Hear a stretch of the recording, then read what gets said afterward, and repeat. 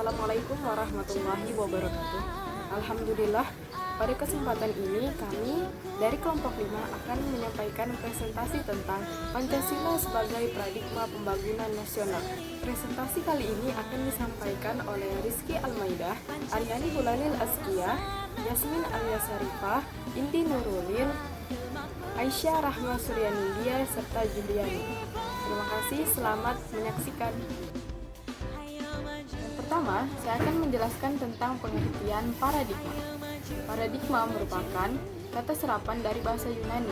Para yang berarti bersebelahan atau membandingkan, sedangkan dei yaitu memperlihatkan. Sehingga pengertian paradigma dalam disiplin intelektual adalah cara pandang orang terhadap diri dan lingkungannya yang akan mempengaruhinya dalam berpikir kognitif, bersikap afektif, dan bertingkah laku, yaitu konektif. Menurut Thomas Kuhn, paradigma adalah pandangan mendasar dari para ilmuwan tentang apa yang menjadi pokok persoalan suatu cabang ilmu pengetahuan. Dengan demikian, paradigma sebagai alat bantu para ilmuwan dalam merumuskan apa yang harus dipelajari, apa yang harus dijawab, bagaimana seharusnya dalam menjawab, dan aturan-aturan yang harus dijalankan dalam mengetahui persoalan tersebut. Poin kedua adalah Pancasila sebagai paradigma pembangunan. Pembangunan adalah suatu hal yang penting bagi suatu bangsa, terlebih seperti bangsa Indonesia, di mana bangsa Indonesia memiliki latar belakang sebagai negara berkembang. Hal ini pun menjadi tolak ukur bagi bangsa Indonesia sendiri, seperti yang terlandaskan dalam Undang-Undang 1945, yang secara singkat membahas mengenai bagaimana berbagai hal itu bisa menjadikan Indonesia sebagai negara yang berpacu pada kemasyarakatan yang makmur, keadilan, dan kecerdasan. Dalam arti kata lain ialah memajukan bangsa. Maka dari itu, perlu adanya penekanan pada aspek-aspek tertentu yang dapat membantu untuk memajukan harapan bangsa tersebut. Nah, di mana aspek-aspek tersebut ialah aspek yang dapat menjadikan Indonesia sebagai negara yang mampu untuk mendobrak panggung dunia internasional, seperti aspek-aspek penting, aspek ekonomi, sosial budaya, iptek, dan sebagainya. Yang pertama, Pancasila sebagai paradigma pembangunan ekonomi. Perekonomian adalah suatu hal yang sangat diperhatikan oleh berbagai negara, karena melalui aspek ekonomi, suatu negara dapat menguasai berbagai aspek yang lainnya. Dalam arti kata lain, ekonomi itu menjadi sebuah hal yang diprioritaskan untuk menjadi tolak ukur juga bagi negara-negara yang berpengaruh bagi negara yang lainnya. Selain itu, pakar Indonesia juga membutuhkan pertimbangan dari pakar-pakar Barat dalam masalah perekonomian yang ada di Indonesia.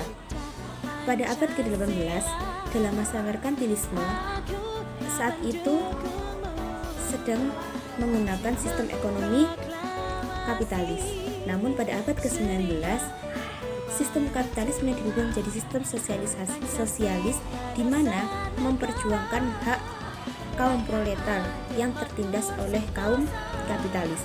Hal ini cukup membuktikan bahwa tidak ada sistem ekonomi yang sempurna. Maka dari itu,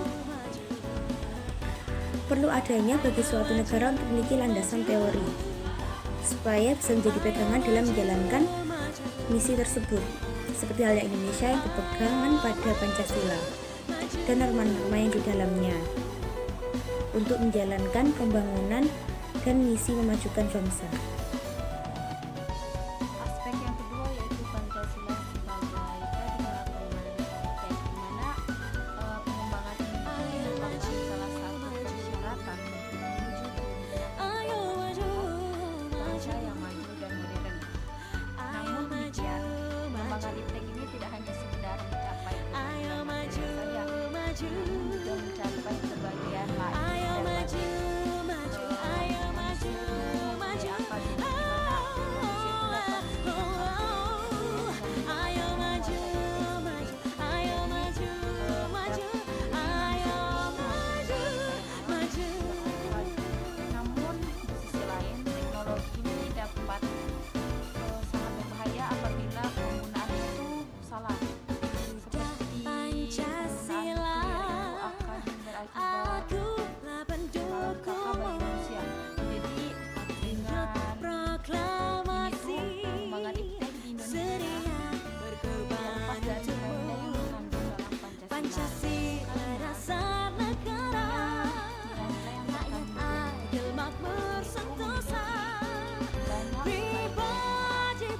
Pertama itu menjaga dalam pertimbangan rasional maupun irasional. Sila kedua, memberikan dasar-dasar moralitas yang nilai-nilai kemanusiaan yang adil dan beradab. Sila ketiga, mengimplementasikan ide yang bersifat universal atau internasionalisme dalam kaitan sila-sila lain. Sila keempat, tegas dalam asas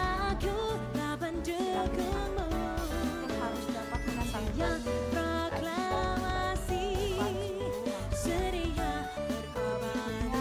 yang ketiga,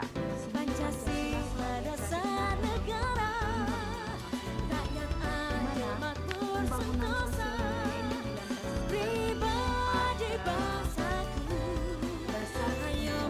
ini dengan adanya IPEK ini kehidupan masyarakat dapat menjadi sejahtera dan juga menjadi baik dalam hal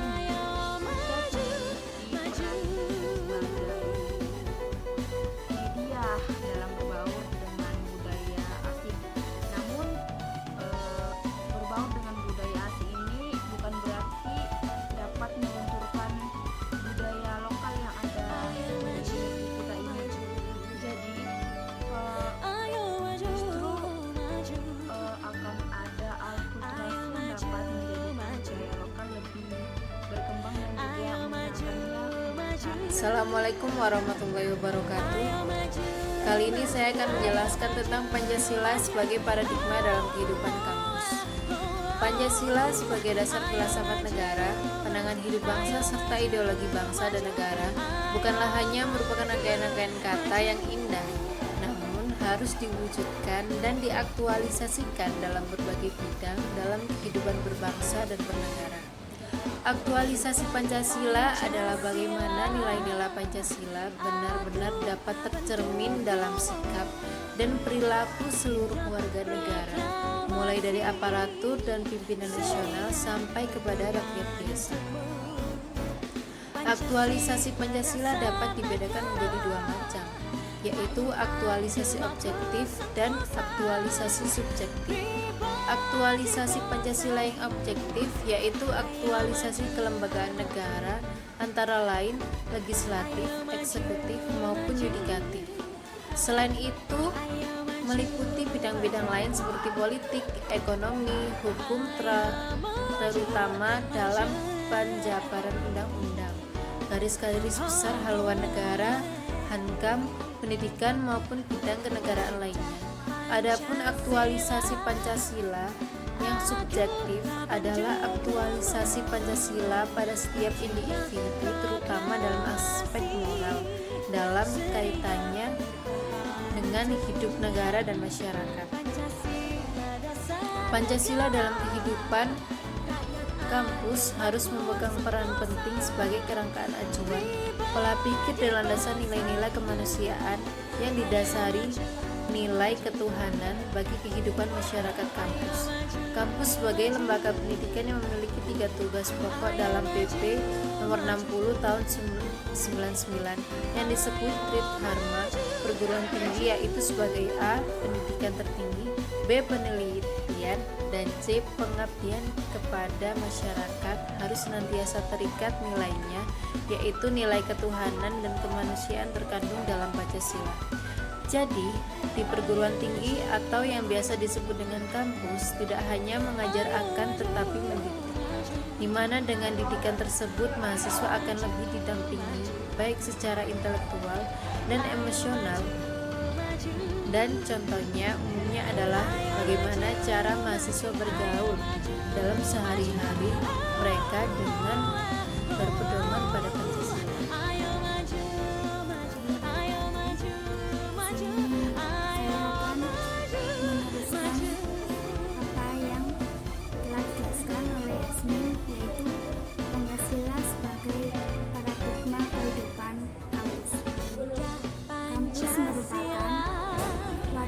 Kegiatan pendidikan, penelitian, dan pengabdian masyarakat.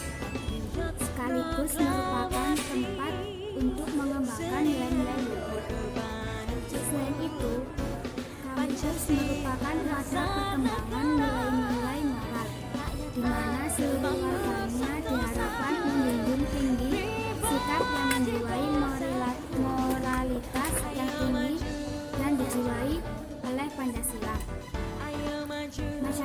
Masyarakat kampus sebagai masyarakat ilmiah harus benar-benar mengamalkan budaya akademik seperti sikap kerjasama, santun, mencintai kemajuan ilmu dan teknologi, serta mendorong berkembangnya sikap mencintai seni. Masyarakat kampus wajib senantiasa bertanggung jawab secara moral atas kebenaran objektif, bertanggung jawab terhadap masyarakat, bangsa dan negara, serta mengabdi pada kesejahteraan manusia yang berdasarkan politik penguasa sehingga benar-benar luhur dan mulia. Mahasiswa harus bersikap objektif karena benar-benar berdasarkan kepentingan moral demi harkat dan martabat manusia, bukan karena kepentingan politik, terutama kepentingan kekuasaan politik dan konspirasi kekuatan internasional yang ingin menghancurkan negara Indonesia. Perlu kita sadari bahwa dalam penegakan hak asasi tersebut, pelanggaran hak asasi dapat dilakukan oleh seseorang, kelompok orang tersebut, aparat negara, penguasa negara, baik disengaja ataupun tidak disengaja. Dewasa ini kita melihat dalam menegakkan hak asasi seringkali kurang adil. Misalnya korban kerusuhan, Sambas, Sampit, Poso, dan lainnya tidak ada kelompok yang mau memperjuangkannya. Padahal hak asasi mereka sudah diinjak-injak. Jelaslah kejadian serta menderitanya mereka sama. Akan tetapi tetap tidak ada yang mau menolong. Jadi marilah kita sebagai mahasiswa pencetus terjadinya reformasi, mari kita tujukan pada dunia bahwa kita mampu dalam merealisasikan semua cita-cita dan tujuan dasar dan reformasi yang berlandaskan pada nilai-nilai Pancasila sebagai paradigma dalam masyarakat kampus.